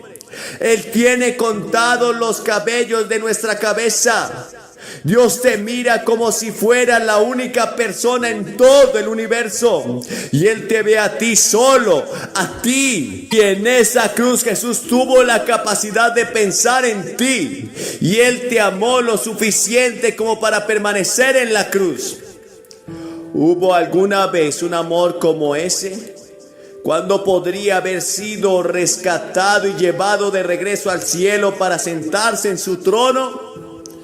Pero no lo hizo. Él dijo: no lo hago por el gozo que tengo ante mí, porque vio que resucitaría de entre los muertos. Vio que en las generaciones venideras se reuniría un pueblo para su nombre, que conformaría su cuerpo. Vio el día en que reinaríamos con Él en su reino. Sí, lo sepultaron en un sepulcro y ahí lo dejaron. Jesucristo, superestrella. Pero en Kansas City algunas personas se apoderaron de la ópera de rock y lo llevaron directamente al siguiente punto: la resurrección. Y si no tienes la resurrección, no tienes ningún evangelio. Jesucristo está vivo. Jesucristo está vivo. Y cuando salieron a la tumba esa mañana, escucharon la noticia más grande que el mundo jamás haya conocido. Él no está aquí, ha resucitado, Él está vivo hoy. Y lo que inspiró a los discípulos a poner el mundo patas arriba en su época fue la resurrección. Iban a todas partes declarando que Jesús está vivo. Si Jesús afirmó ser Dios sabiendo que no era Dios, entonces es un mentiroso. Y tendríamos que decir: Jesús, eres un mentiroso, eres un fraude, eres un engaño, y eres el fraude más grande en la historia de la raza humana. O si Jesús pensaba que era Dios y no sabía la diferencia, entonces necesitaba desesperadamente ayuda mental. Necesitabas varios psiquiatras. La tercera alternativa es que Él era quien decía ser: Dios encarnado. Creo que la evidencia de que Él es quien dice ser el Hijo del Dios vivo es abrumadora, pero no puedo probarlo científicamente. Pero puedo comprobarlo por varias vías que Él transforma cada día. Puedo comprobarlo porque en mi corazón no digo, pienso, espero, yo digo, lo sé. Y sabes que hay otro elemento en nuestras vidas en el que no pensamos mucho, y es el elemento de la fe. Piensas en la fe que debes tener todos los días. Tienes que tener fe en que tu esposa no puso veneno en el café esa mañana. Hay que tener fe en ella. Podría haber tenido ganas de hacerlo, pero no lo hizo. Tienes que tener fe en el banco cuando escribes un cheque y lo firmas y tienes dinero en el banco. Hay que tener fe en el banco, lo que va a pagar. Hay que tener fe en el gobierno cuando se saca un billete de $1. Ahora sé que se está reduciendo, pero tienen fe en que detrás hay $1, que la gente lo acepte como dinero. Todo lo hacemos por fe. Ahora, por ejemplo, cuando llego a una colina y vivo en las montañas de Carolina del Norte, tenemos muchas colinas. No detengo mi auto antes de llegar a la cima de la colina. Salgo y camino y veo si alguien viene por el otro lado, por el lado equivocado. Tengo fe para creer que los conductores permanecerán de su lado. Fe, fe, fe. Todo. Cuando usted se sentó en esa silla, ¿se había sentado alguna vez en esa silla antes? Apuesto a que no la levantaste o la examinaste y pusiste tus manos sobre él para ver si te sostendría. Por fe simplemente te sentaste en él. ¿Tenías fe en la gente que la construiría? No. Una silla que no te sostuviera. Todo lo hacemos por fe. Muy bien, toma la misma fe. Ponla en Jesucristo como tu Señor y Salvador. Y sabrás quién es Jesús. Lo aceptas por fe. Y Él entra en tu vida y en tu corazón. Y sabes que Él es quien dice ser. En ese camino a Damasco, al que me refería hace un momento, el apóstol Pablo dijo: ¿quién eres, Señor? Y luego Pablo le hizo otra pregunta. Pablo dijo: ¿qué quieres que haga, Señor? Y Jesús dijo: levántate y vete. Te pido hoy que te levantes y vengas a Él. Ahora algunos de ustedes pueden ridiculizar. Ahora algunos de ustedes pueden rechazarlo. Algunos de ustedes pueden posponerlo y decir: voy a esperar hasta otro momento. O puedes aceptarlo como tu Señor, tu Salvador, tu Maestro y el Hijo de Dios. Y Él entrará en tu corazón y perdonará tu pecado y cambiará tu vida. Jesucristo, superestrella. Judas, no me malinterprete, solo quiero saber, dijo. Y luego el inquietante coro: Jesucristo, superestrella. ¿Crees que eres lo que dicen que eres? Sí, y más de 10,000 veces, más de lo que los hombres en Inglaterra jamás pusieron en esas letras. Es Jesucristo, el Hijo de Dios, y a vosotros se os pide hoy que lo recibas. De hecho, si vas a ir al cielo, la Biblia enseña que tienes que recibirlo. Si quieres que tus pecados sean perdonados, tienes que recibirlo. Y te voy a pedir que lo hagas hoy. Y les voy a pedir que lo hagan públicamente. ¿Cómo lo haces? Voy a pedirles a cientos de ustedes que se levanten de sus asientos ahora mismo y vengan y se paren frente a esta plataforma en silencio y con reverencia y digan: quiero a Cristo en mi corazón, quiero que Él perdone mi pecado, quiero saber que voy al cielo, quiero que Él cambie mi vida, lo recibo como mi Señor y Salvador. Y si estás con amigos o familiares o en una delegación, te esperarán. Si has venido en autobús, te esperarán. ¿Por qué te pido que te presentes? Porque a cada persona que Jesús llamó en el Nuevo Testamento lo hizo públicamente. Vienes pública y abiertamente y declaras. Puede ser protestante, puede ser católico, puede ser judío, puede ser ortodoxo, o puede que no tengan ninguna religión, pero Dios te ha hablado hoy y sabes que necesitas a Cristo. Ven y asegúrate ahora mismo. Vamos a esperar y voy a pedir que nadie abandone el servicio, por favor. No en este santo momento. Sé que quieres ir por la multitud, pero no te vayas. Solo levántate y ven ahora mismo, rápidamente, desde todas partes, cientos de ustedes. Vamos a esperar de todo el estadio mientras vienes. Dios te está hablando. Quizás estés en el coro y puede ser tu último momento con Dios. Puede que nunca vuelvas a tener otra hora como estas. Ahora hay miles de personas que están viendo este video en alguna parte del mundo. No necesitas estar aquí para aceptar a Cristo en tu corazón. Simplemente lo recibes por fe donde quiera que estés. Ustedes que están viendo por televisión pueden hacerlo ahora mismo, recibir a Cristo. Hay cientos de personas aquí en Chicago que están pasando frente a la plataforma.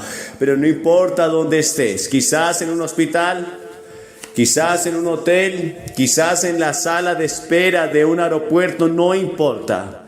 Te voy a pedir que aceptes a Jesús en tu corazón, que inclines tu rostro y le pidas al Señor que entre en tu vida. Él cambiará, Él te transformará, te dará una nueva naturaleza. Tu conciencia muerta ahora vivirá y tu vida cambiará porque estarás con Cristo. Levántate, ahora ha llegado la hora de salvación para ti. Este es el tiempo y el día aceptable. Toda la gloria es para el Señor por lo que está haciendo hoy en tu vida.